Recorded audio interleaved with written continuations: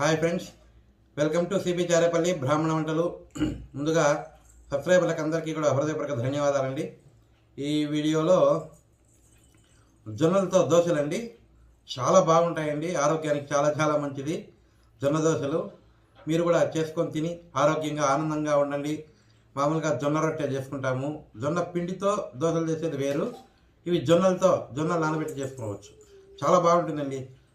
అది షుగర్ ఉండే వాళ్ళకి కానీ లేదంటే వెయిట్ లాస్ అనుకునే వాళ్ళకి బాగా ఆరోగ్యంగా ఉంటుంది జొన్నలు.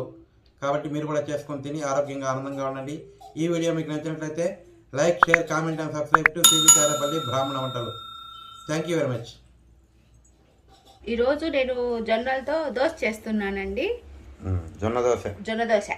దానికి కావాల్సినవి జొన్నలు, మినప్పప్పు, అటుకులు, మెంతులు. ఇవి నానేసుకోవాలండి.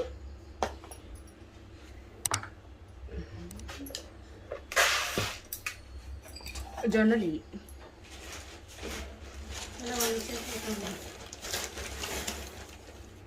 2 గ్లాసులు జొన్నలండి.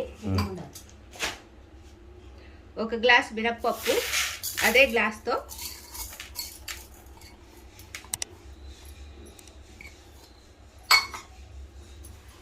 1 స్పూన్ మెంతులు,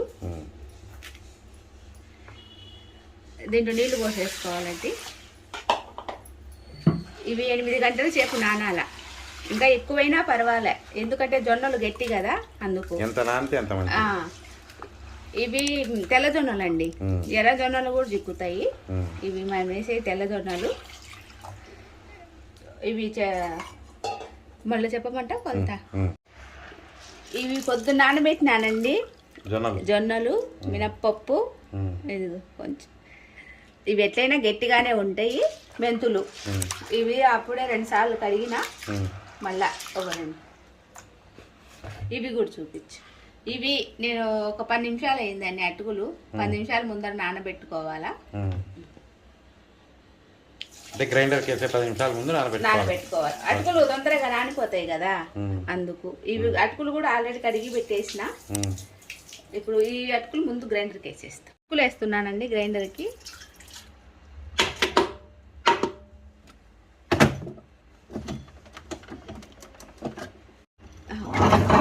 ముందు అటుకులు మెదుగుతాయండి, మళ్ళీ అవి వేస్తాను. జొన్నలు, మినప్పప్పు. ఇప్పుడు జొన్నలు వేస్తున్నానండి.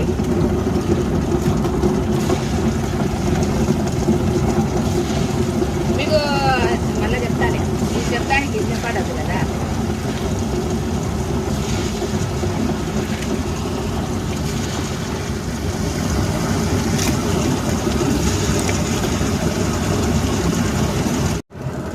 ఇదిగోండి, కొంచెం కొద్దిగా మెదిగింది, ఇంకొంచెం సేపు పడుతుంది. అప్పుడప్పుడు నీళ్లు చల్లుకుంటా ఉండాలండి. ఈ శబ్దంలో నేను ఏం చెప్పినా వాళ్ళకి అర్థంగా. ఇంకా ఒక పావు గంట ఉంటే అయిపోతుంది. మెదిగిందండి, తీసేస్తున్నా. నేను కొంచెం గట్టిగా తీసుకుంటున్నా, కావాలంటే నీళ్ళైనా వేసుకోవచ్చు, మళ్ళీ కలుపుకోవచ్చులే అని. పిండి అంతా తీసేసినానండి. ఈ ఉండే నీళ్ళు వేసి, కొంచెం నీళ్ళు వేవా, కొద్దిగా చాలు.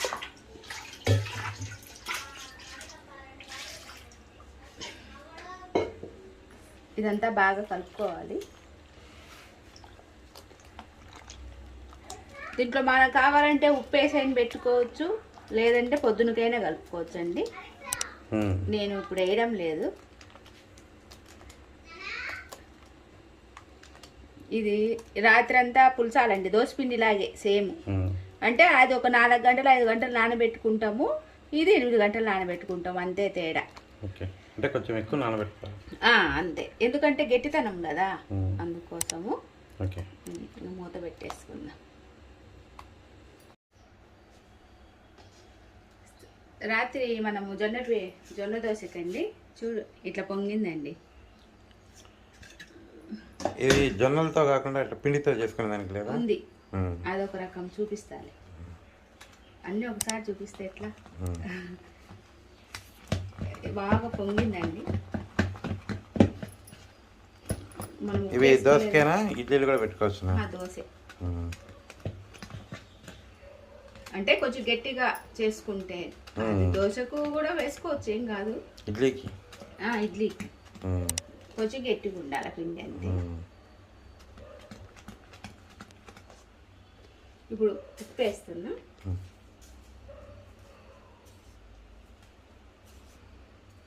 తగినంత ఉప్పు అండి. అప్పుడు నురుగు ఆరిపోయింది. ఇంకా దోశ వేసుకోవడమేనండి, ఇంకా చట్నీ చేసుకోవాలి. దోశ వేసుకోవడానికండి పెనం పెట్టిన, స్టవ్ కూడా వెలిగించి వేడి కూడా ఎక్కింది. ఏమన్నా క్లాత్ అట్లా తీసుకొని తుడుచుకోండి ఒకసారి. ముందు చిన్నది వేస్తా దిష్టి దోశ.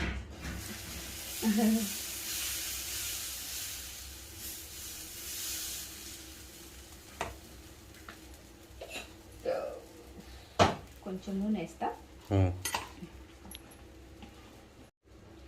కొద్దిగా ఆయిల్ అండి.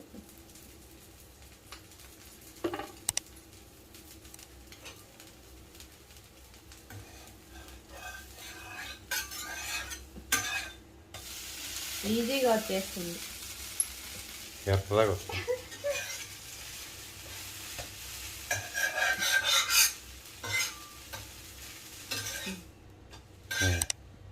దిష్టి తీసేస్తా.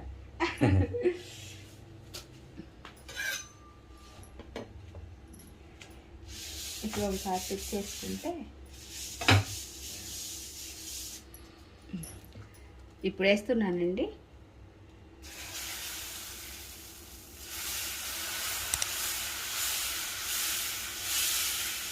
మీకు పలచగా కావాలంటే పలచగా, మందం కావాలంటే మందంగా అండి. ఎట్లా కావాలంటే అట్లా వస్తాయి. కొంచెం ఆయిల్ వేస్తాం. ఆరోగ్యానికి మంచిది కదండి, రుచి కూడా బాగుంటాయి. ఇది బరువు కూడా తగ్గుతారు. ఇది వారానికి 2 సార్లు వేసుకున్నా కూడా అంటే ఆయిల్ లేకుండా వేసుకోవచ్చు, ఏం పర్వాలే.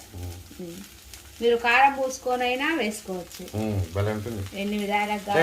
జొన్న రొట్టెలు అవి తింటాంటారు కాబట్టి ఇట్లా దోశలు కూడా వేసుకోవచ్చు. మినపప్పు కూడా మంచిదే కదండి, అందులో కొద్ది కాల్చి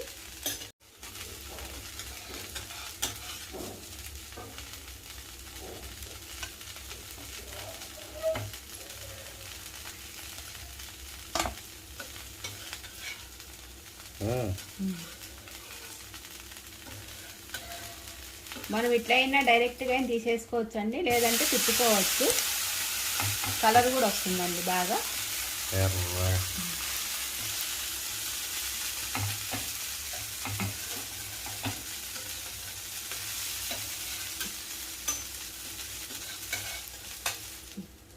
చూడండి పల్చగా వచ్చింది బాగా.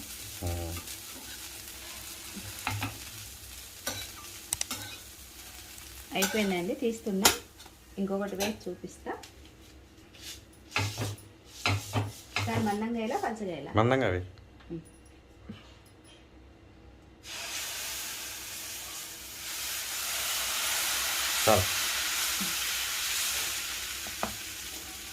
ఇది మందంగా అండి ఇప్పుడు వేసింది నేను.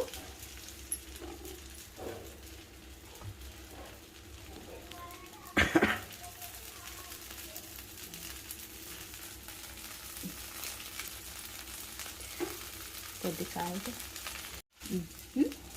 తిప్పుతున్నానండి.